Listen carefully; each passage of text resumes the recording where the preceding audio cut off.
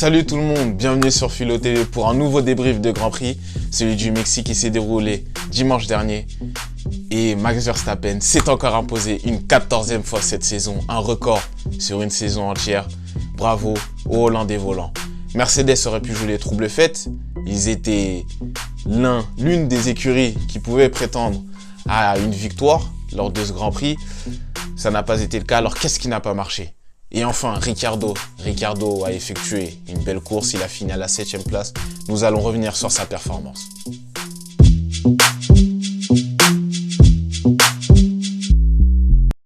Un Grand Prix remporté par Max Verstappen encore une fois.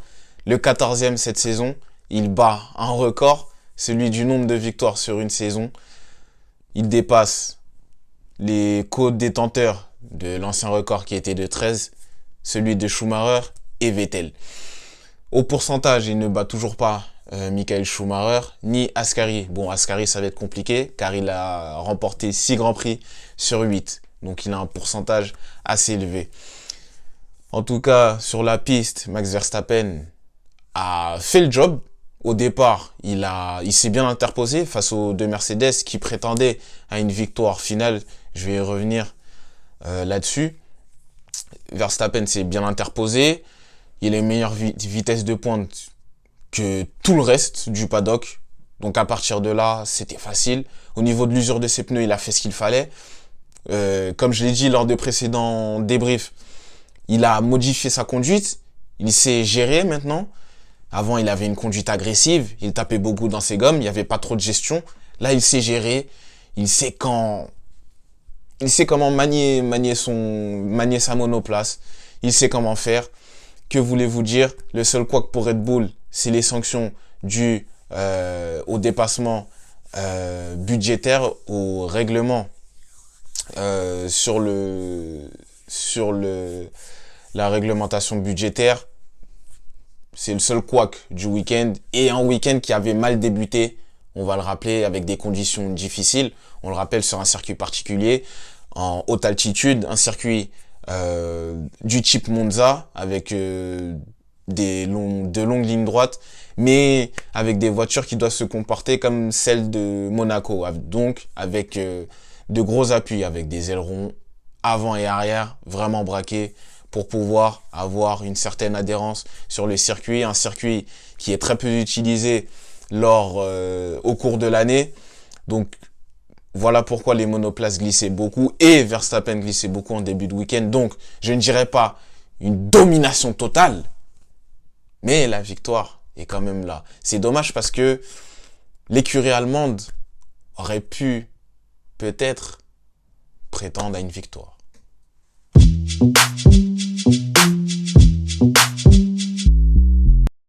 Mercedes avait tout pour réussir.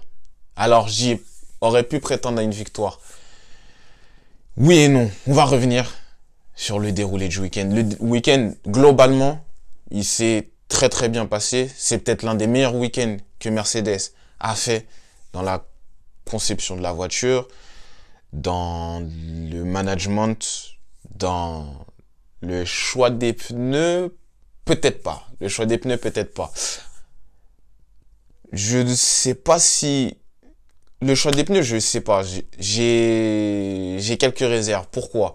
Beaucoup disent qu'ils auraient dû opter pour des softs, compte tenu de ce qu'a fait Ricciardo avec un long relais en médium et une course avec un seul arrêt, puis un second relais avec des pneus tendres. Russell souhaitait avoir des pneus tendres. On se rappelle, lors du Grand Prix des Pays-Bas, c'est lui qui avait ordonné de s'arrêter alors que Hamilton était leader de la course avant qu'il se fasse rattraper et carrément soit troisième ou sorte du podium. Il me semble qu'il est troisième et c'est Russell qui passe devant. Peut-être que Mercedes a voulu éviter cela en ne mettant pas les tendres pour Russell, mais peut-être que je me fais de trop gros films et que ce n'est pas ça du tout. C'est juste une hypothèse que je soumets là. En tout cas, Mercedes a choisi un plan à un seul, une stratégie à un seul arrêt avec des pneus médiums au départ et finir avec des pneus durs. Pour eux, le doute c'était que les pneus tendres n'allaient pas aller jusqu'au bout de la course. Maintenant, remettons les choses dans leur contexte. Imaginons qu'ils aient opté pour cette stratégie. Vous pensez sincèrement qu'Hamilton aurait pu rattraper Verstappen avec une aussi grosse vitesse de pointe comme on le connaît de la monoplace Red Bull? Et vous pensez réellement que Russell aurait pu faire quelque chose face à Perez, qui a également une grosse vitesse de pointe, même si ce n'est pas du degré de la monoplace de Verstappen qui est faite pour lui, clairement, on va pas se mentir. Moi, j'ai des doutes. Ce qui est sûr, c'est qu'ils ont balayé la concurrence Ferrari sur ce Grand Prix. Ça, c'est une certitude. Mais maintenant, dire qu'ils ont fait une mauvaise stratégie sur le choix des pneumatiques, moi, j'ai des réserves. Est-ce qu'ils ont raté un gros coup là? J'ai des réserves, encore une fois. Alors oui, sur le papier, ils répondaient à tous les critères, avec une monoplace avec beaucoup d'appui, qui génère... on rappelle que la Mercedes génère beaucoup de traînées. Vous savez, la traînée, c'est quand vous êtes en pleine ligne droite et que votre voiture est freinée par le vent qui vient de face. Moi, encore une fois, j'ai beaucoup de doutes. J'ai beaucoup de doutes sur leur capacité à aller chercher une victoire au Grand Prix du Mexique. Ça n'a pas été le cas. Voilà. Après, on a eu un exemple qui a peut-être prouvé le contraire. De toute façon, comme on dit souvent, avec des si on refait le monde. Mais ça s'est bien passé en tout cas pour Ricciardo qui a fini à une belle place et qui a terminé dans les points surtout.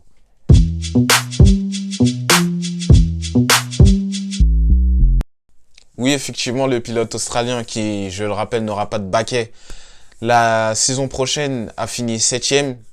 Honnêtement, personne n'attendait à cette place-là. Tous les espoirs sont désormais tournés et fixés sur Lando Norris. Lando Norris qui, lui, a fini à une triste 9e place.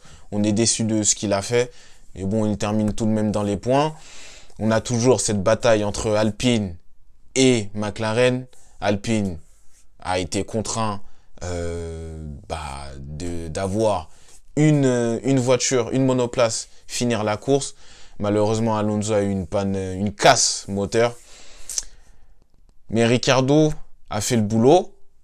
Comme je l'ai dit, après une quarantaine de tours en médium, il s'arrête au stand, chaussé des pneus tendres. Il a fini la course et a dépassé un bon nombre de pilotes, notamment les Alpines. Il s'est bien placé. Alors, il a été élu pilote du jour. Pour moi, ça ne l'est pas. Pourquoi?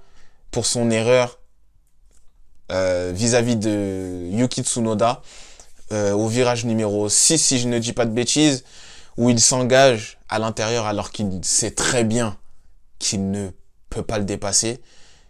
Il n'est même pas à la hauteur du pilote AlphaTauri. Donc je ne vois pas pourquoi il s'est inséré dans cette chicane.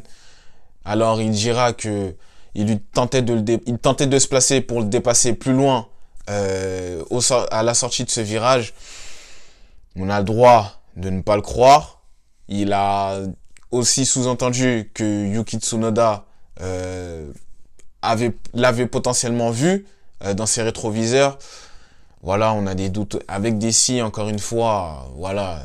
Mais après 10 secondes de pénalité, c'est peut-être excessif, mais malgré ces 10 secondes de pénalité, il finit quand même 7e. Donc c'est une grosse performance. Mais pour moi, être pilote du jour, c'est tenter ce qu'il a fait, être audacieux, avoir du vice, enfin du vice entre guillemets, oser, c'est ce qu'il a fait, et surtout être malin. Et il ne l'a pas fait, il ne l'a pas été. Pour moi, j'ai du mal à le mettre pilote du jour. Mais voilà, je voulais revenir sur sa course parce que il est à 2 courses de la fin. Est-ce qu'il va revenir en Formule 1? C'est toute la question que l'on se pose. Mais honnêtement, mis à part ce couac et cet incident avec le japonais Yuki Tsunoda, très belle course de la part de notre Australien Daniel Ricciardo. Et c'est sûr que son sourire dans les paddocks de Formule 1 va terriblement nous manquer.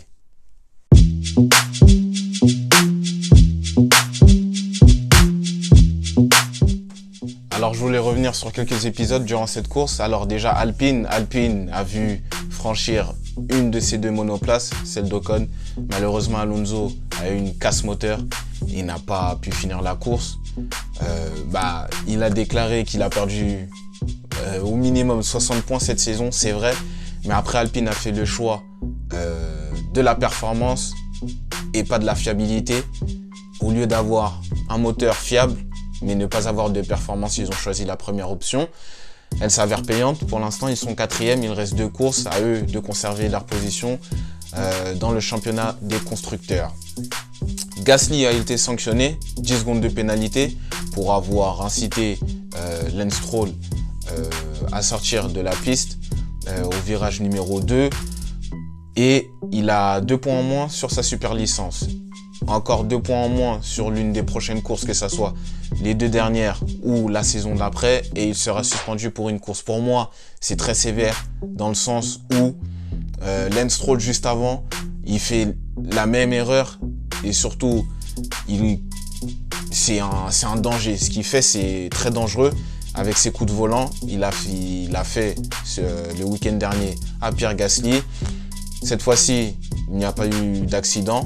Heureusement d'ailleurs, mais pour moi c'est sévère de sanctionner Gasly et de ne pas sanctionner Lance Stroll. Donc voilà, je voulais revenir sur ces deux points-là. Ma déception du jour pour ce Grand Prix, c'est clairement Ferrari. Ferrari, ils étaient aux abonnés absents. Les essais libres, une catastrophe.